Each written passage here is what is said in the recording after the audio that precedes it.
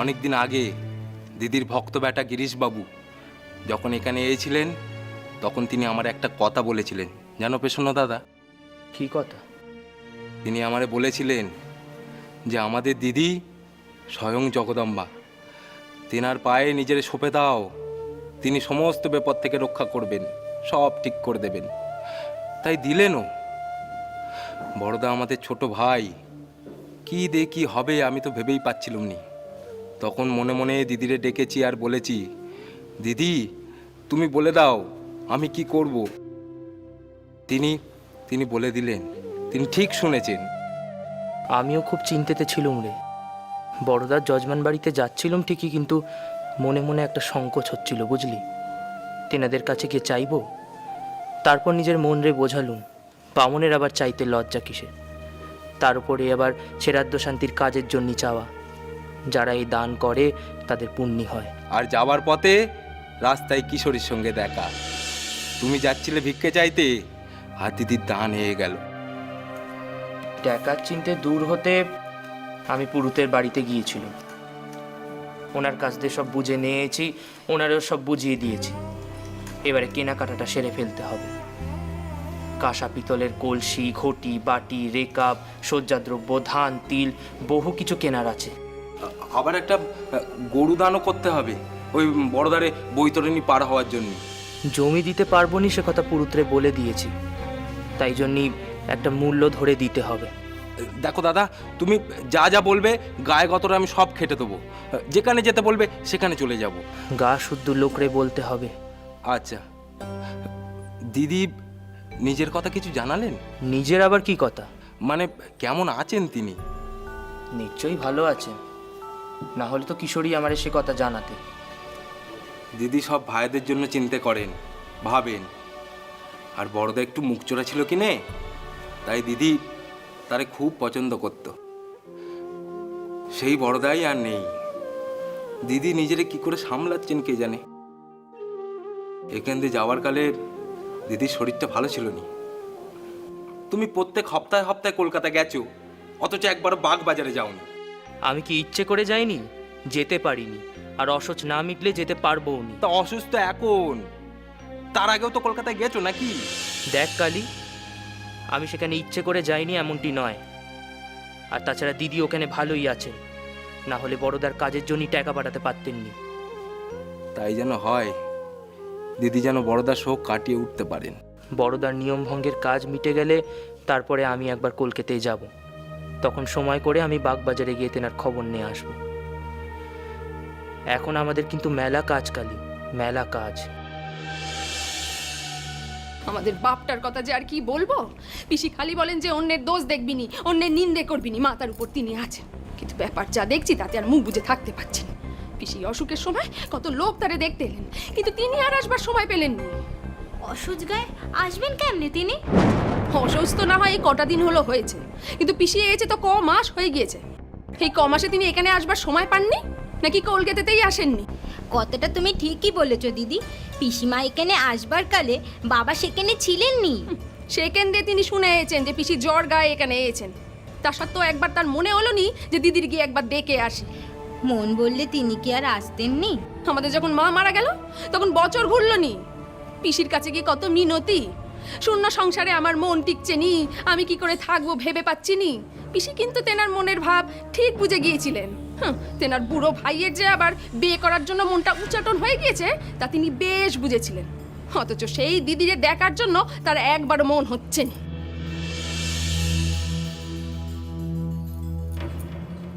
যার ধর্ম তার কাছে, এটা তো পিসিমাই বলেন। এটা কি তেনার ধর্ম নাকি? হ্যাঁ, পিসি কিছু বললেই তেনার ভাইদের গায়ে লেগে যায়। কিন্তু পিসি তো ঠিক কথাই বলেছেন। তেনার ভাইরা শুধু তেনার টাকাটাই দেখেছেন, তেনারে দেখেননি। পিসিমা কি তেনার ভাইদের ভরসায় আছেন? পিসি বলেন কি অন্তর্যামী, তিনি তেনার ভাইদের মন খুব ভালো করে দেখে নিয়েছেন। তাই জন্য দেখছিস নি, নিজের রক্তের ভাইদের হাতে সেবা পর্যন্ত নিচ্ছেন। আসবার কথা তো দূরে থাক, এক কান পত্তর লিখেও জানতে চাননি যে দিদি তুমি কেমন আছো। পুলিশ কি রে কিশোর? প্রসন্ন মামা তার দিদির কথা কিচ্ছুই জানতে চাইলেন না? না রে, আমি ভাবলাম জানতে চাইবেন, আর আমি বলবো যে মা ভালো আছেন, যাতে ওনারা বড়দা মামার কাজ একদম চিন্তা মুক্তভাবে করতে পারেন। কিন্তু উনি টাকাটা নিলেন, আর টাকা নেওয়ার আগে কি করে ভাইয়ের পরলৌকিক কাজ করবেন তা নিয়ে একেবারে আকাশ পাতাল এক করে দিচ্ছিলেন। টাকা পেয়ে চিন্তামুক্ত হলেন। আসলে সংসারে থেকেও সংসারের পাঁক মাকে কোনোদিন স্পর্শ করতে পারেনি। আর এনারা মায়ের মতো এমন পরম সাধিকা দিদির সান্নিধ্য পেয়েও গা থেকে সংসারের পাঁক মুছতে পারছেন না। হ্যাঁ রে, কত দূর থেকে মায়ের ভক্তরা আসে মায়ের শ্রীচরণ একটু স্পর্শ করার জন্য। আর এনারা শুনেছি পরমহংসদেব ঠাকুর যখন দক্ষিণেশ্বরে, কাশীপুরে, শ্যামপুকুরে থাকতেন তখনও নাকি ঠাকুরের কাছে এনারা আসতেন না। হ্যাঁ রে, আমিও শুনেছি মায়ের মার কাছে ঠাকুরের শরীরের খবর দেওয়ার জন্য মাঝে মাঝে নাকি প্রসন্ন মামা ওই কাশীপুরে আসতেন। কি সৌভাগ্য হয়েছিল বলতো ওনার, ঠাকুরকে দেখা, স্বামীজিকে দেখা, কিন্তু কোনোটাকেই তিনি সৌভাগ্য বলে ধরে নেননি। এত কাছে থেকেও কেউ না চিনলেন ঠাকুরকে, কেউ না চিনলেন আমাদের মা জগদম্বাকে। মা নিজে বলেছেন ভাইরা ওনাকে কেবল টাকার গাছ ভাবেন, এই জন্য মা সংসার সম্বন্ধে এত বীতশ্রদ্ধ হয়ে গিয়েছেন। হ্যাঁ মা,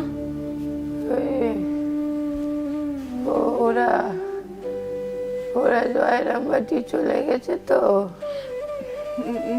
না মা, ওরা তোমাকে ছেড়ে যেতে চাইছে না গো। আপনারা যখন থাকতে চাইছেন তখন থাকুক না মা। পারতে দিলেই তো পারতে। মা, খেয়েছে? আসুন আসুন, আমরা মাকে প্রণাম করতে এসেছি। কিন্তু মায়ের শরীর তো ভালো নয়। সেটা জেনেই এসেছি। রসো রসো মা, ওই যা করবার দেখো। মাগো, একটিবার আপনার শ্রীচরণ। না, বললুম তো না, ওকে দে।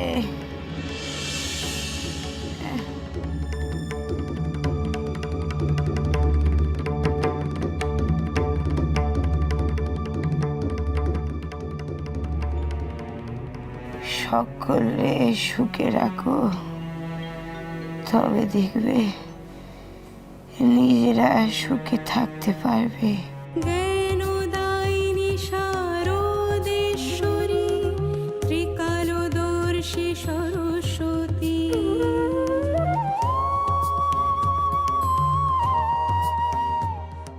তোমরা ভাবছো তো এদের আমি কেন আমার চরণ ছুঁতে দিলুম নি? আমি এখন রোগা মানুষ, ওরা আমার চরণ ছুলে পরে রোগ একেবারে গেতে বসে যেত গো মা, আর সেরে উঠতে পারবো নি। তুমি ভালো হতে চাও মা? ভালো হতে চাও?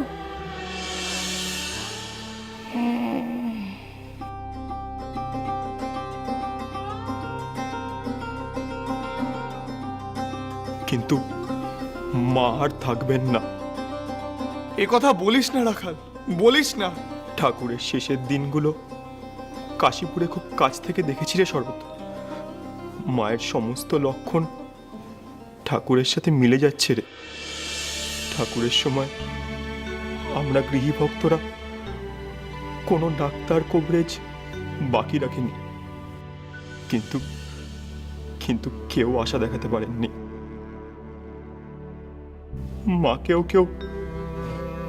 মাকে যদি একটু আরামে রাখতে পারতাম রে রাখাল। কি অসহায় ভাবে বিছানায় শুয়ে আছে।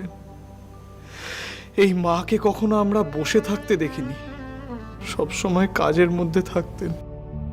কিন্তু কিন্তু আজ সেই মা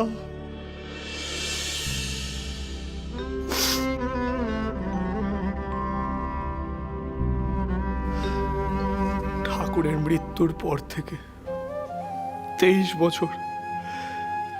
বছর মা চরকির মতো ঘুরেছেন। বলরামবাবু মাকে বারবার তীর্থে পাঠিয়েছেন, একটার পর একটা বাড়ি বদল করে থেকেছেন। কি অদম্য প্রাণ শক্তিতে ভরপুর ছিলেন আমাদের মা। ওনার মধ্যে এক ফোঁটা ক্লান্তি পর্যন্ত দেখিনি। এর আগের বার যখন উদ্বোধনের বাড়িতে এসেছিলেন তখনও তো কতজনকে দীক্ষা দিয়েছিলেন। সেই কাক ভরে উঠে কাউকে নিয়ে গিয়ে গঙ্গা স্নান করে আসতেন। নহবতের ঘরে থাকতে যা যা করতেন, শীত গ্রীষ্ম বর্ষা 12 মাস কাক ভরে গঙ্গা স্নান। কেউ মাকে দেখতেই পেত না।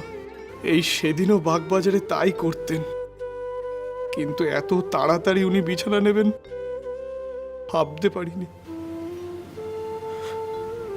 আজ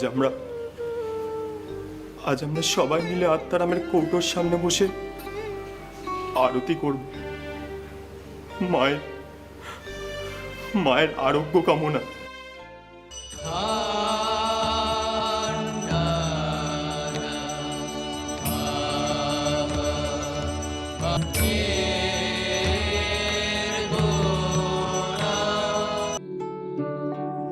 ঠাকুর, আপনি অন্নপূর্ণার মা না? আসুন, কিন্তু কথা বলবেন না। শুধু দেখবো, প্রাণ ভরে একবার দেখবো।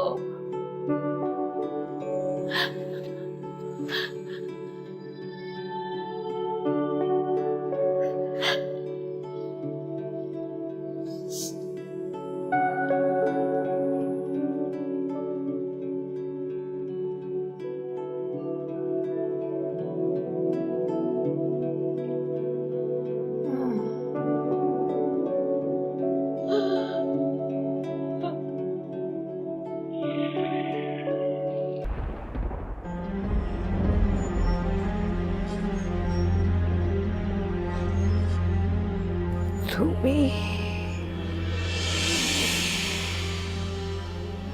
অন্নপূর্ণা মা।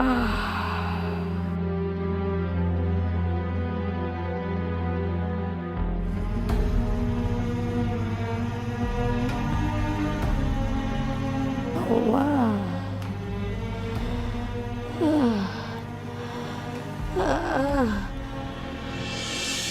কেমন আছো গা তুমি? চলে যাবে মা? তুমি চলে গেলে আমার কি হবে মা? তোমার ভয় কি গা? ঠাকুরে তো দেখেছো।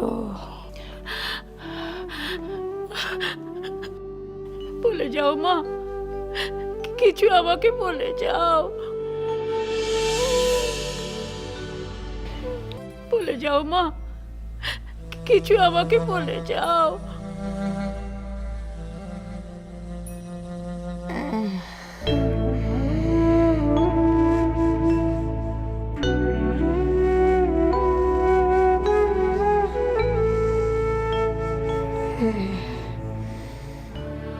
যদি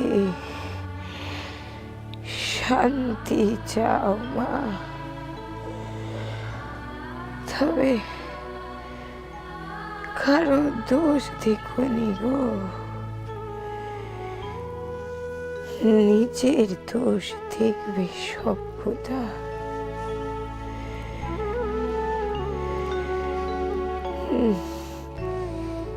এই জগৎটারে আপনার করে নিতে শেখো। কেউ তোমার পর নয়।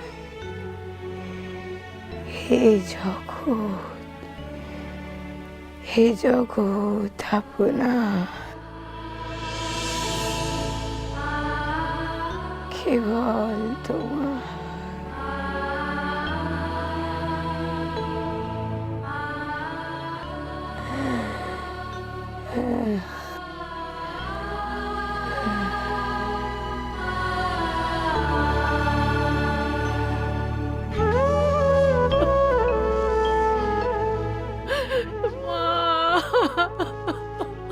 যাদের দুঃখে কাতর হয়ে অভয়া বরদা দেহ ধারণ করে অশেষ দুঃখ ভোগ করলেন, তাদের উদ্দেশ্যে এই তার শেষ আশীর্বাদ। সমগ্র বিশ্ববাসীর প্রতি এটাই ছিল জগজ্জননী সারদামণির শেষ বাণী।